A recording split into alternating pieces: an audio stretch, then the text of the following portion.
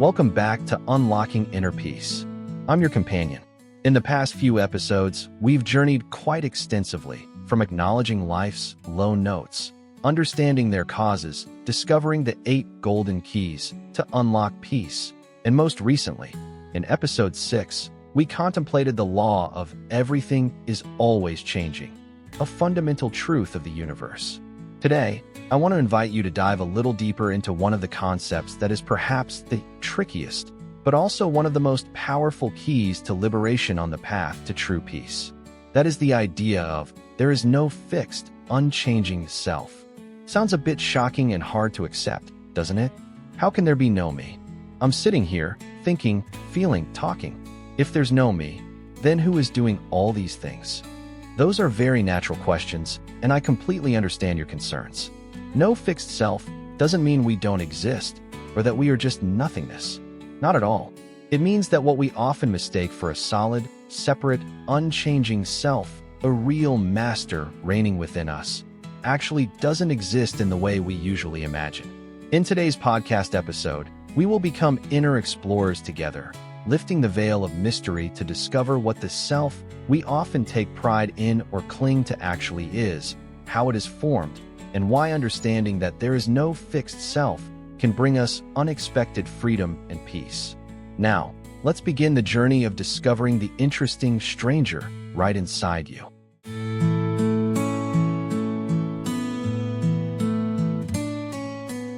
Part 1. Who am I? Seeking the definition of a seemingly familiar self. Before delving into the idea of no fixed self, let's take a moment to think together. When we say I, myself, my ego, what are we usually referring to? Is it this physical body? I am this body, with this height, this weight, this skin color, this hair. We often care a lot about our bodies, take care of them, worry when they are sick, feel proud when they are healthy and beautiful. Our emotions, feelings? I am happy, I am sad, I am angry, I like this feeling, I hate that feeling. We often identify ourselves with these temporary emotional states. Our thoughts, ideas, memories?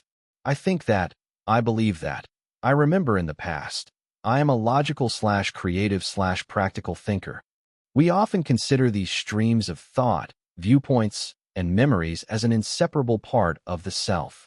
The social roles, the titles we have. I am a mother/father. I am a doctor/engineer/teacher. I am a successful/failed person. I am an introvert/extrovert. We often define ourselves through these roles and titles. Our hobbies, talents, personality traits. I like reading books. I am good at playing the piano. I am a patient/hot-tempered/humorous person. Or is it something deeper, an unchanging soul, a real master controlling all of the above? Many of us have an implicit belief that there is a core, unchanging self that always exists, observing and experiencing everything. Usually, this self we identify with is a synthesis, a mixture of all the above elements. We believe there is some entity called I, possessing this body, having these emotions, thinking these thoughts, and playing these roles.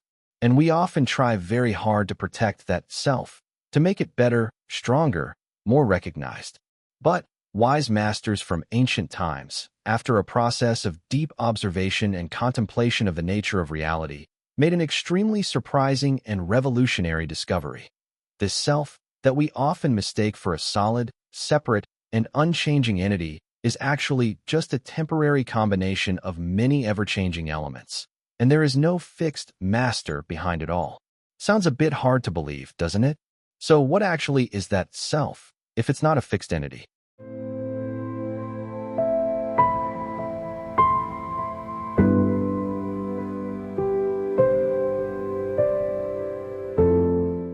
Part 2. The Symphony of 5 Elements. The self is just an ever-changing aggregation. From the perspective of wise masters, what we usually call I or ego is not actually a single, fixed thing, but rather a process, a flow, an ever-changing aggregation of 5 main groups of elements. Imagine yourself is like a wonderful symphony, created by the harmony of 5 different types of instruments, and each of these instruments constantly changes its melody. Those 5 groups of elements are The group of material elements. Our body, this is the most easily recognizable part. It is our physical body, including bones, flesh, skin, internal organs, and everything that constitutes this form. Always changing. As we discussed in episode 6, this body is never static. Cells are constantly being born and dying. We grow up, age. Health is sometimes good, sometimes weak. Even our external appearance changes over time with diet, exercise. Example, you might lose a few pounds after an illness or gain weight after a holiday. Your hair might turn gray, your skin might develop wrinkles. Clearly, my body today is not entirely the same as my body yesterday or 10 years ago. So if I am this body, then which I is the real I? The group of feeling elements. What we sense, this includes all the sensations we experience, which can be pleasant, joy, delight, comfort, unpleasant, sadness, pain, anger, fear, or neutral, neither pleasant nor unpleasant, just a normal sensation. Always changing. Our feelings change constantly, depending on what is happening inside and outside us.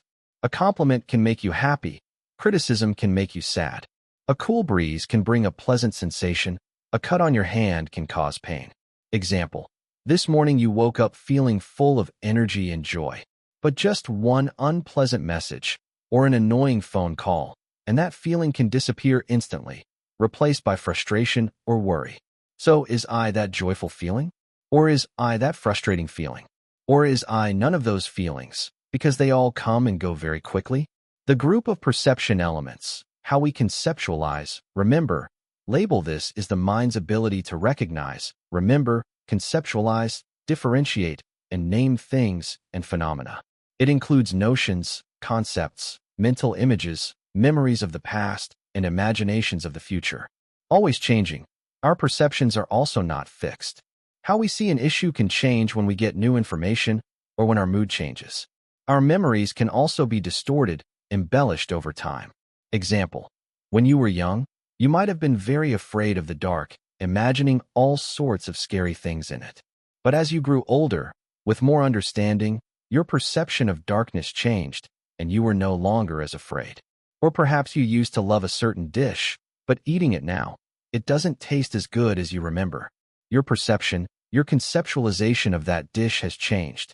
The group of volitional formations, driving impulses, our intentions, decisions, habits, and psychological reactions, these are more active elements, including our will, decisions, choices, formed habits, prejudices, biases, and also our automatic emotional reactions to certain situations.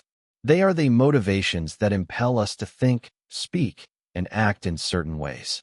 Always changing. Our intentions can change. Habits can also be formed or changed through training. Prejudices can also be eliminated with increased understanding. Example, you might resolve to exercise every day, but after a few days, that intention might weaken due to laziness or other reasons.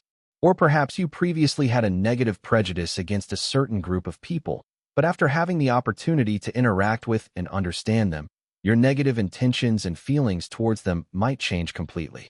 The group of consciousness elements. The mere capacity for awareness of an object, this is the most basic ability of the mind, the knowing when an object appears.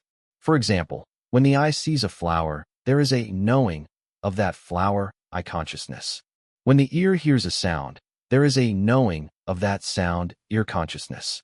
When a thought arises in the mind, there is a knowing of that thought, mind consciousness. Always changing. Our consciousness is also not a fixed entity, but it always arises and ceases along with the object it cognizes. It also depends on the state of our senses and other mental factors. Sometimes our consciousness is very clear, sharp, when we are awake, focused. Sometimes it is vague, distracted, when we are tired, sleepy, or inattentive. Example, when you are attentively reading a book, your consciousness is focused on the words, the ideas in the book. But if a loud noise suddenly occurs, your consciousness will immediately shift to cognize that noise. Your stream of consciousness is always changing its object. So there you have it. This self we often think of as actually just a temporary combination, a continuous flow of these 5 groups of elements. There is no fixed conductor controlling everything. There is no unchanging soul hiding behind. It is the interaction, the ceaseless movement of these five groups of elements that creates what we call my life experience. And because all five of these groups of elements are always changing, arising and ceasing, with nothing fixed or eternal, the self formed from them cannot possibly be a fixed, unchanging entity. This is the intimate connection between the law of everything is always changing, which we discussed in Episode 6, and this idea of no fixed self. Precisely because everything is always changing, there cannot be any self that is unchanging, that exists forever. If there truly were an eternal self, it would never age, never get sick, its emotions would never change, its thoughts would never transform. But what is the reality? Our bodies, emotions, and thoughts are constantly changing, every second, every minute. This might be a bit difficult to accept at first, as it goes against what we usually believe. But when we begin to contemplate and observe ourselves more closely, we will gradually realize this truth.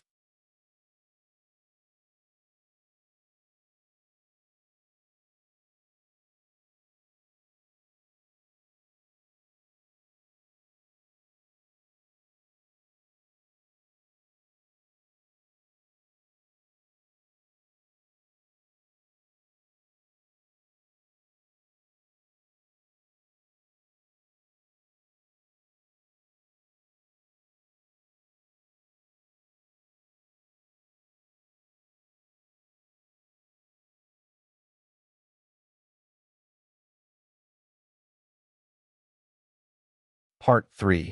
Letting go of the illusion. The great benefits of understanding no fixed self. After having dissected the so-called I and realizing that it is just an ever-changing aggregation of five groups of elements, many of you might wonder, so, what's the point of understanding this? Does it bring any practical benefits to my life, or is it just a bunch of abstract philosophical theory? The answer is a deep understanding of this teaching of no fixed self brings immense and concrete benefits, helping us live a lighter, freer, and much more peaceful life, significantly reducing anxiety, fear, and affliction. Most of our human suffering and unease stem from clinging, from mistakenly identifying with the self and what is mine, like my property, my reputation, my lover, my opinion, my body. When we realize that there is no fixed, solid self to cling to, we will gradually let go of these attachments. Less fear of loss. If I am not this property, then when that property is lost, I still remain, and the pain will be greatly reduced. If I am not this reputation, then when that reputation is damaged, I am not destroyed. Example: someone considers their expensive car as part of their successful self. When the car gets scratched or damaged, they feel immense suffering, as if they themselves have been hurt. But if that person understands that the car is just a vehicle, a temporary possession, and their self does not depend on it, they will experience much less affliction, less fear of changes in oneself. If I am not this beauty, this youth, then when the body ages, when beauty fades, I do not disappear. Acceptance will come more naturally. Less greed, less desire to possess. When we no longer overvalue the self and mine, we will have less desire to have so much, to hold on so tightly. Less anger, less aversion when the self is threatened, when someone criticizes me, insults me. If we no longer identify ourselves with those ideas, those emotions, anger will have less chance to erupt strongly. Example: when someone is criticized for an opinion they expressed, if they cling too much to my opinion must always be right, they will feel personally attacked and react angrily. But if they understand that the opinion is just a temporary product of perception and their self is not threatened by that criticism, they can listen more openly or defend their viewpoint more calmly, developing compassion, empathy, and a deeper ability to connect with others. When we are no longer so focused on our own small, selfish ego, we will have more space in our minds to open up to others, to understand and empathize with their difficulties and suffering. We will realize that, just like us, others are also just an aggregation of ever-changing elements, also have their own desires, fears, and afflictions. This helps us reduce judgment, criticism, and instead cultivate a more tolerant heart, a deeper empathy.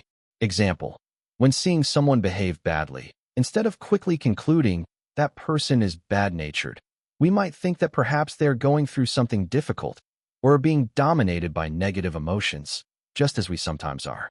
We will also more easily recognize the intimate connection, the interdependence between ourselves and all people and things around us. No self exists in complete isolation. We are all part of a vast web of life, influencing and being influenced by each other. This understanding will nurture compassion, altruism, and the desire to contribute, to help others. Achieving a state of true inner freedom, the gateway to liberation from bondage. This is perhaps the most profound and important benefit. No fixed self is one of the crucial keys for us to attain a state of liberation from the shackles of affliction, of unsatisfactory things.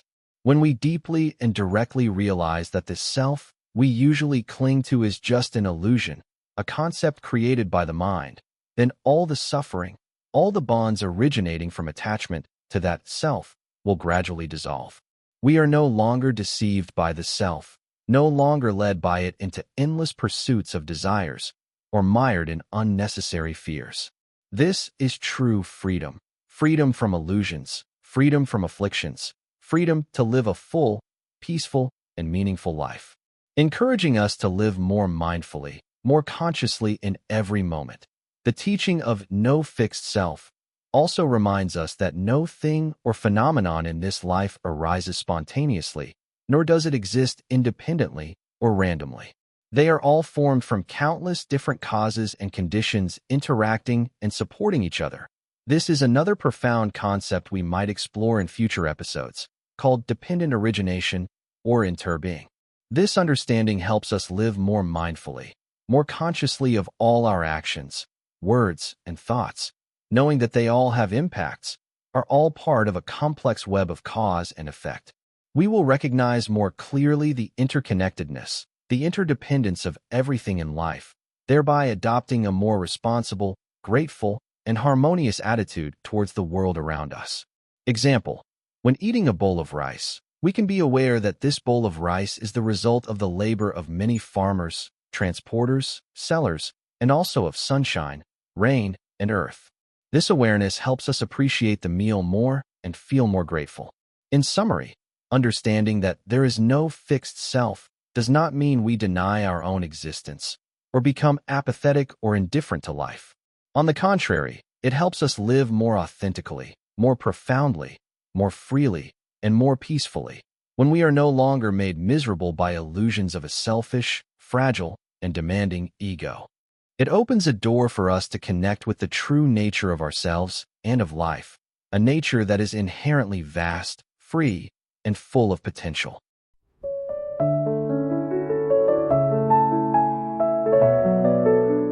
Part 4. How to experience the absence of a fixed self? Suggestions for inner exploration.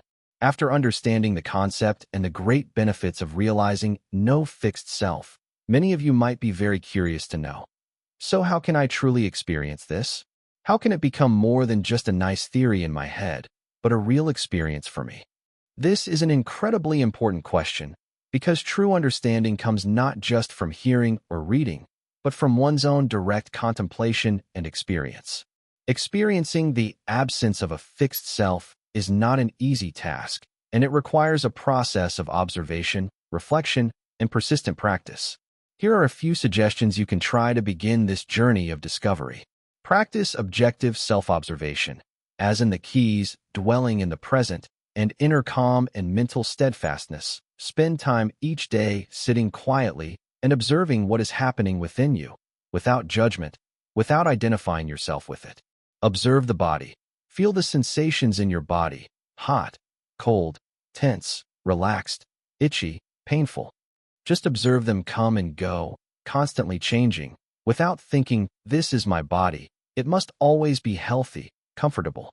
Observe emotions. When an emotion, joy, sadness, anger, fear, arises, just recognize it as an emotion that is present. Observe its intensity. See how long it lasts before changing or disappearing. Don't think, "I am a sad person," or "I am an angry person." Detach yourself from the emotion. Observe thoughts. Streams of thoughts come and go in your mind like clouds in the sky. Just observe them. Recognize their content, without being carried away by them. Without believing these are my thoughts, they must be right. When you practice such observation regularly, you will gradually realize that all the components you usually consider I, body, emotions, thoughts, are actually constantly changing. Nothing is fixed, nothing is permanent. So, where is the I you are looking for? Try to deconstruct the so-called I. Whenever you have a strong thought about I or mine, e.g., I am very proud of this achievement of mine. This car is mine. I love it the most. My opinion is the most important. Try to pause for a moment and ask yourself, what is this I that is feeling proud? Is it a temporary feeling of elation? Will this feeling last forever? This car of mine, if it gets damaged or lost tomorrow, will I still be I? Or will I have lost a part of myself? This opinion of mine, where did it come from? Is it from experiences, information I've absorbed, all of which are also always changing? If I get new information tomorrow, will this opinion remain the same? Asking such deconstructive questions will help you gradually see the fragility, impermanence, and conceptual nature of the so-called I and mine. Contemplate interconnectedness and interdependence. Dependent origination reflect on the fact that nothing, including yourself, can exist in complete isolation. Your body needs air to breathe, food and water to survive, all of which come from outside you. Your thoughts, your knowledge are formed from learning, communicating with others, from books, from life experiences. Your happiness or suffering is also often related to other people, to events happening around you. When you see this interdependence clearly, you will realize that the idea of a completely separate, self-existing I is actually an illusion. We are all part of a vast network, constantly interacting and influencing each other. Practice letting go of small daily attachments. Start with small things. For example, if you really like a certain shirt and always want to wear it, try not wearing it for a day. Or if you always have to drink coffee in the morning, try not drinking it for a day. Observe how you feel. Is it really as terrible as you imagined? Or are you still perfectly fine? Practicing letting go of small attachments will help you gradually get used to the feeling of not having or no longer having something you used to consider mine, and realize that yourself is not diminished by it. Read books. Listen to sharings on this topic from reliable sources. Learn more about the idea of no fixed self from books, lectures by wise masters, or insightful psychologists. This will give you more perspectives, more prompts for your own contemplation. The journey to experience the absence of a fixed self is an exciting and challenging inner exploration. It requires perseverance, honesty with oneself, and the courage to confront deeply ingrained beliefs in our subconscious. Don't be discouraged if you find it difficult to understand or accept at first. Just take it slowly, step by step. Observe, contemplate, and practice. Gradually, you will discover profound truths about the nature of yourself and life, and thereby find a freedom and peace you never knew before.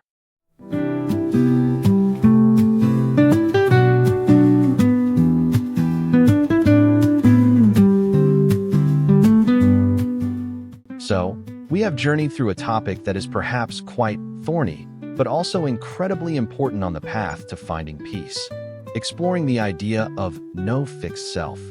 I hope that the sharings in this episode 7 have brought you new perspectives, new prompts for you to begin your own journey of discovering the interesting stranger right inside you. Remember, understanding that there is no fixed self is not to make us negative or deny our own existence.